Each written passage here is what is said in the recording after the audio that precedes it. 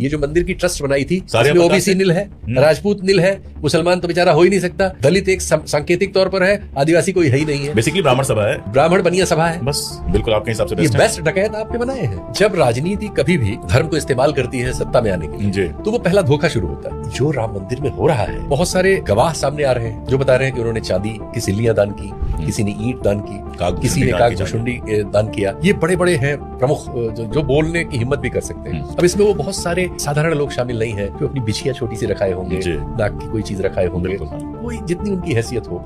या जो आसाराम है, जो ये राम रहीम है, इसको रोज पैरोल यही सरकार तो देती है। कत्ल का मुकदमा उसमें सजा, रेप का मुकदमा सजा। तो ये समाज ये सब चीजें गलत कर रहा है ना। जिन राज्यों को हम मॉडल कहते हैं, गुजरात मॉडल, इन्हीं 4 एथलीट्स का नाम बताइए गुजरात के जो नेशनल लेवल पे, इंटरनेशनल छोड़ दिए। औसत स्वास्थ्य नहीं है किसी लायक, 60% औरतें अनेमिक है, 40% बच्चे कुपोषण के शिकार है, कोई हेल्थ नहीं है, खिलाड़ी नहीं पैदा हो रहा। भाई मुझे अब इसमें कोई विश्वास नहीं है कि इलेक्शंस का कोई मतलब रह गया। अगर अमित शाह जी उत्तर प्रदेश जीतना चाहेंगे तो अखिलेश यादव जीतने से रोक नहीं पाएंगे। अगर उनके मन में कुछ और चल रहा होगा तो बात दूसरी है। उत्तर प्रदेश में हर हफ्ते एक दुर्घटना हो रही है जिसमें किसी बिल्डिंग में आग लग रही है, लोग जल के मर रहे हैं। नोएडा में आपके पास ऊंची ऊंची इमारतें हैं, अगर आग लग जाए तो बुझाने के लिए 6 मंजिल से ऊंची आपके पास क्रेन और पानी का कोई इंतजाम ही नहीं है। हमारा जो प्रशासनिक ढांचा है वो एकदम कोलैप्स कर गया है। राज्यों में मुख्यमंत्री दफ्तर में सारी पावर है, केंद्र में प्रधानमंत्री दफ्तर में सारी पावर है। तो नतीजा ये हो रहा है कि कोई प्रशासन बचा नहीं है, सिर्फ भ्रष्टाचार। कि जब तक ममता बनर्जी वहां थी तो यहाँ का प्रेस और बहुत सारा जो विपक्ष के नाम पे था वो राहुल को उनसे रिप्लेस करने की बात करता था। जिस राहुल गांधी को ये भी बताता है कि 200 चुनाव हार चुके, 100 हार चुके, 12 हार चुके, 50 हार चुके, खारिज करने के लिए,